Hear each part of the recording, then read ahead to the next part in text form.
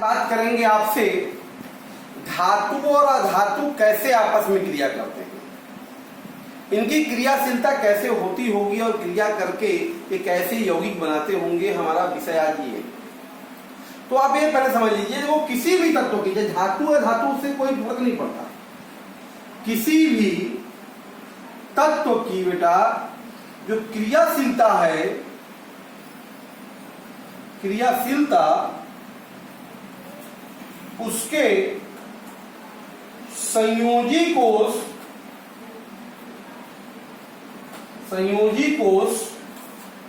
को पूर्ण करने के आधार पर समझी जा सकती है। बात समझ में?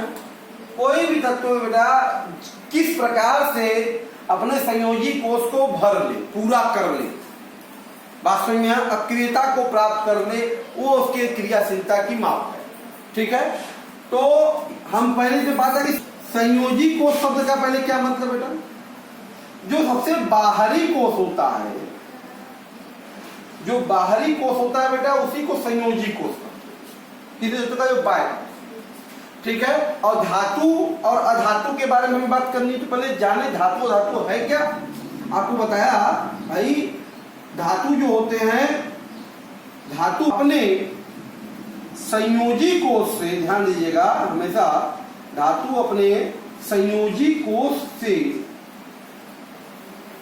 इलेक्ट्रॉन का त्याग करके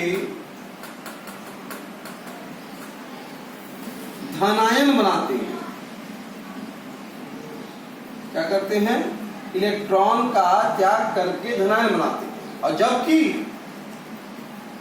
बेटा जो अधातु हैं, अधातु संयोजी कोष में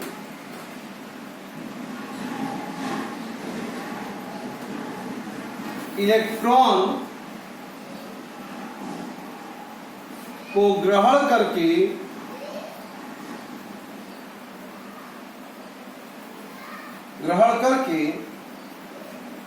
ऋण आयन बनाते हैं। ठीक है, तो धातु हमेशा अपने बाह्य को, जो संयोजी कोष से, उससे इलेक्ट्रॉन को त्यागेगा और धनायन के रूप में परिवर्तित होता है, ये धातु का नेचर। ऐसे ही अधातु अपने बाह्य कोष में इलेक्ट्रॉन को ग्रहण करेंगे और बेटा ऋण आयन के रूप में क्या होंगे, परिवर्तित होंगे।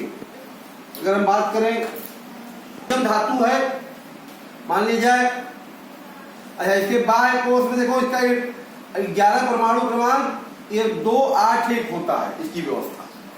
तो ये अपने बाह्य कोष का बेटा एक इलेक्ट्रॉन त्यागता है, और त्याग कर देखो ये 2 8 में, और ये इलेक्ट्रॉन त्याग कर सोडियम धनायन बना लेता है।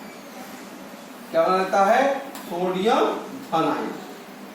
ठीक है, और जो क्लोरीन है जैसे, ठीक है, तो क्लोरीन में 2 8 7 है, तो ये अपने संयोजी कोष में एक इलेक्ट्रॉन जो है ग्रहण करेगा, और ये ऋणायन के रूप में 2 8 8 क्लोराइड आयन के रूप में परिवर्तित हो जाएगा।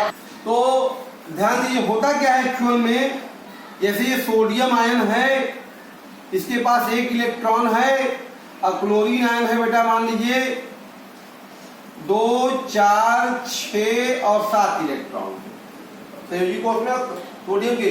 तो होता क्या है, ये अपना इलेक्ट्रॉन ऐसे त्यागता है, ये अपना इलेक्ट्रॉन क्या करेगा, क्लोराइन को त्यागेगा, और त्यागेगा तो ये क्या होगा, Na+ के रूप में हो जाएगा, और ये Cl में जो ये है 2 4 6 7 और 1 आके ये मिल जाएगा 8।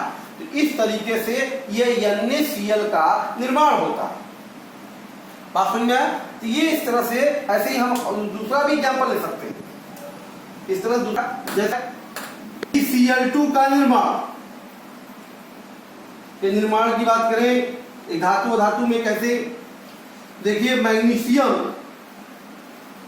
मैग्नीशियम में देखिए 2 इलेक्ट्रॉन होता है, 2 इलेक्ट्रॉन है ये, ठीक है। अब इसके पास अगर क्लोरीन जाएगा, 2 क्लोरीन है, देखो, ठीक है, ये 2 4 6 7, 2 4 6 7, ये 2 इलेक्ट्रॉन है। तो बेटा एक इलेक्ट्रॉन अपना इस क्लोरीन को दे देगा, त्याग देगा, एक त्यागेगा इलेक्ट्रॉन, ये वाला क्लोरीन ग्रहण कर लेगा, ठीक है। जिसके द्वारा Mg पे ध्यान दो, ये Cl वाला जो है यहाँ पर भी माइनस आ जाएगा बेटा, 2 4 6 और ये 7 था, 8वां ये आ गया, इसके कारण इस पर भी क्या आ गया, माइनस। और Mg ने 2 इलेक्ट्रॉन त्यागा है तो 2 धन आ गया। और क्लोरीन, ये वाला क्लोरीन भी है, इस पे 2 4 6 7 और ये 8वां, ये इस तरह से बेटा ये MgCl2 का निर्माण होता है। क्लियर है? तो आप देख रहे हैं कि ये जो हमारे धातु के जो धनायन हैं वह अधातु, आप देख रहे हैं निर्माणों में अधातु के जो ऋणायन हैं बेटा, ये परस्पर प्रबल धनायन और ऋणायन हो गया। तो धनायन और ऋणायन, तो इसमें क्या होगा, प्रबल परस्पर वैद्युत आकर्षण बलों द्वारा, आकर्षण बलों द्वारा क्या होते हैं, बंधे होते हैं,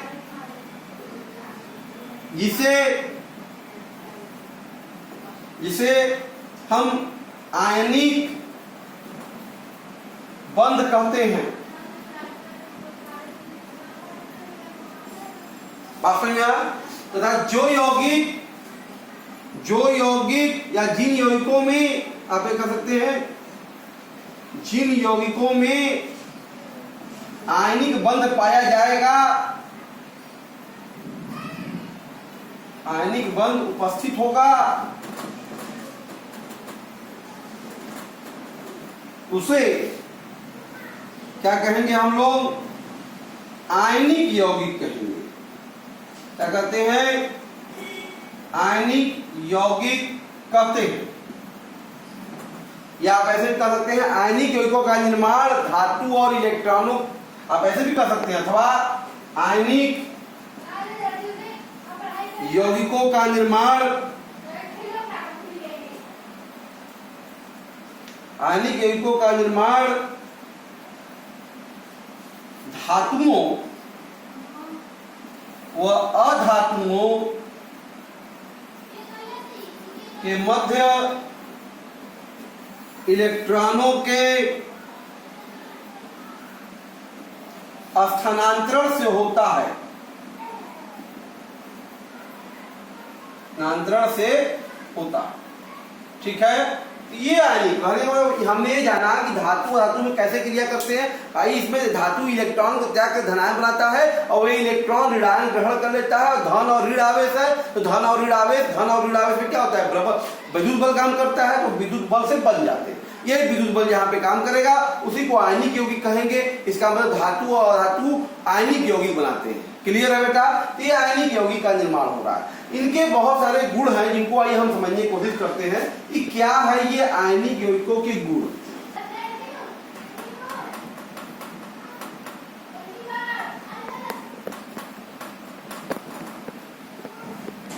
ध्यान दीजिए, सबसे पहले बात करेंगे इनकी भौतिक अवस्था की।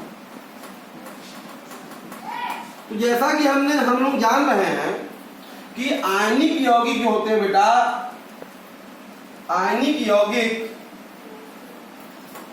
ये प्रबल विद्युत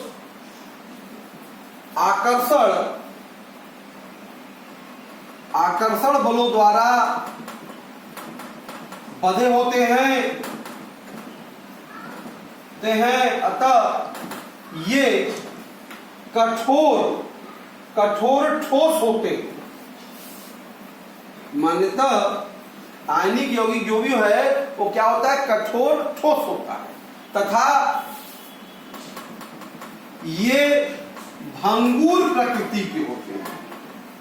किस प्रकृति के होते हैं बेटा? आयनिक यौगिक भंगुर प्रकृति के होते हैं। भंगुर का मतलब यह है इनको मारा जाए तो क्या होंगे, छोटे छोटे टुकड़ों में टूट जाए। भंगुर का मतलब क्या होता है? भंगुर का मतलब बेटा ये होता है जिनको मारने पर, जिन पर हथौड़ा मारने पर, जिन पर हथौड़ा मारने पर छोटे छोटे टुकड़ों में टूट जाए तो वो कहलाता है भंगुर। तो ये हमारे आयनिक यौगिक जो होते हैं बेटा वो भंगुर प्रकृति के, ठोस होते हैं और कठोर होते हैं। क्लियर है बेटा? गलनांक व क्वथनांक, मेल्टिंग और बॉइलिंग पॉइंट। तो देखिए हम पाते हैं अक्सर कि जो आयनिक यौगिक होते हैं बेटा, आयनिक यौगिकों के गलनांक व क्वथनांक काफी उच्च होते हैं,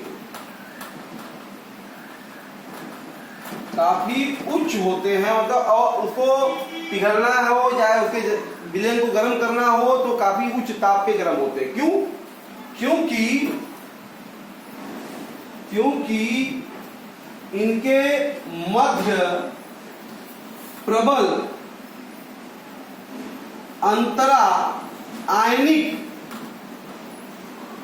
है बेटा, अंतरा आयनिक आकर्षण बल होता है, जिसे तोड़ना अगर होगा, प्रबल है, इसे तोड़ने के लिए उच्च ऊर्जा की आवश्यकता होगी। क्या होगी? बहुत ज्यादा ऊर्जा की आवश्यकता होगी।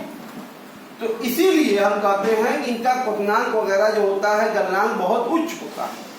क्लियर है? कहते हैं बेटा हम इनकी घुलनशीलता की।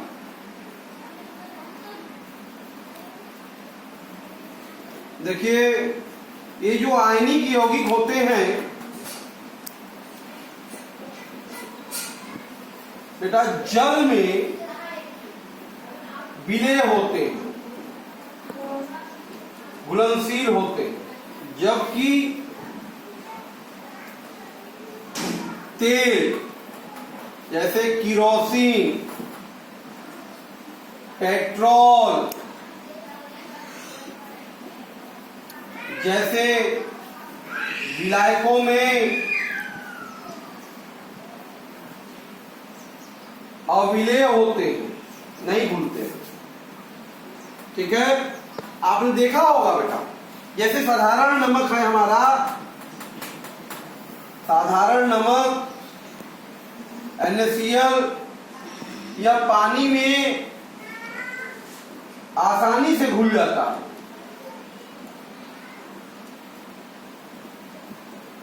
लेकिन कभी भी आप नमक को तेल में नहीं घुल सकते। आपके घर में भले सब्जी आपको लगता है बनता है तो तेल में नमक डालते हैं, तेल में नमक एब्जॉर्ब नहीं होता, क्योंकि सब्जियों में जो जल है वो उस नमक को अवशोषित करता है, इसे सब्जी आपका खारा लगता है। तेल में कभी भी नमक नहीं घुल सकता है, रखिएगा, तेल में कभी भी नमक नहीं घुल सकता। क्लियर? इसलिए जो आयनिक यौगिक होते हैं हमारे, वो सामान्यतः कहाँ घुलते हैं? जल के अंदर घुलते हैं। क्लियर? बेटा इनकी विद्युत चालकता की, विद्युत चालकता बेटा आयनिक यौगिक जो है ठोस अवस्था में विद्युत के अचालक होते हैं। विद्युत के क्या होते हैं? अचालक होते हैं। क्लियर? क्यों बेटा? क्योंकि ठोस अवस्था में इनके आयन है, धनायन और ऋणायन परस्पर परस्पर प्रबल वैद्युत आकर्षण बलों से बंधे होते हैं। ठीक है, तब आयन बंधा है, बाहर नहीं आ रहा है, इसे धारा का संचालन नहीं होगा, इसलिए क्या है, कुचालक है ठोस अवस्था में। परंतु ध्यान दीजिएगा, परंतु आयनिक यौगिक बेटा गलित अवस्था, गलित अवस्था या विलयन में विद्युत का चालक होता है। विद्युत का क्या होगा, चालक होगा, चालक होता है। क्यों? क्योंकि गलित अवस्था में आयनिक यौगिक जो है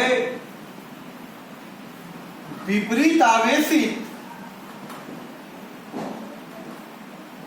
आयनों में टूट जाता है। क्लियर? विपरीत आवेशित जो है वो आयनों में क्या होगा, टूट जाता है, आयनों में टूट जाएगा। भाई NaCl अगर जैसे ही पानी में जाएगा, जल में जाएगा, तो Na+ और Cl- आयन में टूट जाएगा। तब विलयन में, जल नमकीन विलयन में क्या होगा, आयन पाए जाएंगे। जब आयन पाए जाएंगे तो उसमें करंट मारेंगे, आप डालेंगे, धारा का प्रवाह करेंगे, तो धारा संचालन होने लगेगा। इसीलिए आयनिक यौगिक बेटा क्या होते हैं, विद्युत के चालक होते हैं गलित अवस्था में। इसका एग्जांपल 3D इडियट मूवी में भी आपको दिखाया गया था। कहा ना उसने कि salty water is good conductor of electricity. जो हमारे लवड़ी जल होते हैं वो क्या होते हैं, विद्युत के अच्छे चालक होते हैं। क्लियर है बेटा? तो ये थे हमारे आपकी विद्युत चालकता। आइए इस पर कुछ एक दो एनसीईआरटी के में आगे बुक में जो क्वेश्चन दिया है उसको देखते हैं। तो बेटा देखिए क्वेश्चन आपके एनसीईआरटी बुक में दिया हुआ है, कह रहा है कि सोडियम, ऑक्सीजन और मैग्नीशियम का इलेक्ट्रॉन बिंदु संरचना दिखाना है। तो बेटा ये दिखा देते हैं। सोडियम सबको पता है ना, 11 होता है, तो इसमें 2, 8, 1 इलेक्ट्रॉन संयोजी कोष में कई इलेक्ट्रॉन है, 1, तो ये इलेक्ट्रॉन संरचना होगी। सोडियम के बाह्य कक्षा में हम 1 इलेक्ट्रॉन ऐसे दिखा देंगे, ये सोडियम का हो गया। इसी प्रकार से ऑक्सीजन का देखिए परमाणु क्रमांक 8 होता है, तो 2, 6 होगा। इसके संयोजी कोष में कई इलेक्ट्रॉन है बेटा, 6, तो इसके क्या करेंगे, 6 इलेक्ट्रॉन दिखाएंगे, 2, 4, 6। ये हो गया ऑक्सीजन का इलेक्ट्रॉन बिंदु संरचना। मैग्नीशियम का भी कह रहा है, कितना परमाणु क्रमांक होता है बेटा, 12। क्या जगह 2, 8, 2, तो मैग्नीशियम में कई इलेक्ट्रॉन है बेटा, बाह्य कोष में 2, तो क्या करेंगे, 2 इलेक्ट्रॉन ऐसे दिखा देंगे। क्लियर है? दूसरे प्रश्न पे आते हैं। क्या कर रहा है, इलेक्ट्रॉन के स्थानांतरण की जगह सोडियम ऑक्साइड दिखाइए। चलिए सोडियम ऑक्साइड दिखाना है आपको बेटा, तो 2 सोडियम है, 1 ऑक्सीजन है। क्लियर है ना?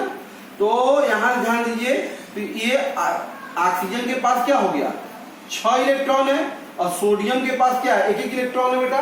तो ये क्या करेगा, ये सोडियम अपना 1 इलेक्ट्रॉन इसको दे देगा, ठीक है, और ये भी अपना 1 इलेक्ट्रॉन इसको दे देगा, जिसके कारण ध्यान दो, ये सोडियम ने अपना 1 इलेक्ट्रॉन दिया, तो इस पर क्या हो गया, धनायन हो गया। और यहाँ पे देखो इस ऑक्सीजन के पास 2, 4, 6 थे, 1 इलेक्ट्रॉन इसका आया, 1 इलेक्ट्रॉन इसका आया, इस पर कितना हो गया, 2 ऋण आवेश आ गया ऑक्सीजन पे, और यहाँ पे सोडियम पे धन आवेश। तो ये इस तरह से हम लोग Na2O का निर्माण दिखा सकते हैं। क्लियर है बेटा? इसी तरीके से MgO का दिखा दीजिए। यहीं पर मैग्नीशियम है, तो मैग्नीशियम के बाह्य कक्षा में बेटा 2 इलेक्ट्रॉन होता है, ऑक्सीजन में देखो 6 है, 2, 4, 6, ये दोनों का दोनों इलेक्ट्रॉन क्या करेगा, ऑक्सीजन को देगा। बात समझ में आ रहा है? जिससे मैग्नीशियम ने 2 इलेक्ट्रॉन दिया, तो इसलिए मैग्नीशियम पे 2 धन आ गया, ऑक्सीजन ने 2 ग्रहण किया, तो 2, 4, 6 और 2 और आ गया, तो 2 ऋण इस पर हो गया। इस तरह से मैग्नीशियम ऑक्साइड का निर्माण होता है। क्लियर है बेटा? जितने इलेक्ट्रॉन धनायन के होंगे वो त्यागेगा, और इलेक्ट्रॉन कौन ले लेगा, जो हमारा अधातु वो ले लेगा, और ऋणायन में परिवर्तित हो जाएगा, और यौगिक का निर्माण हो जाएगा। उसी प्रकार से तीसरा देखिए पूछ रहा है प्रश्न में कि इन यौगिकों में कौन से आयन है, बताइए कौन कौन से आयन दिख रहे हैं, धन आयन और ऋण आयन। इनमें बेटा क्या क्या उपस्थित होता है, धन आयन होता है, वह बेटा ऋण आयन होता है। तो ये था आपका इस प्रश्न का आंसर। क्लियर है बेटा? इस तरह से आज हम आपसे धातु और अधातुओं के बीच में होने वाली रासायनिक अभिक्रिया या आपस में कैसे क्रिया करते हैं इसकी चर्चा हमने आपसे आज की। क्लियर है बेटा? ये बोर्ड के लिए बड़ा इंपॉर्टेंट है, इसको पढ़िए, अच्छा लगे तो इसको लाइक कीजिए, शेयर कीजिए और हमारे चैनल को सब्सक्राइब कीजिए। थैंक यू बेटा।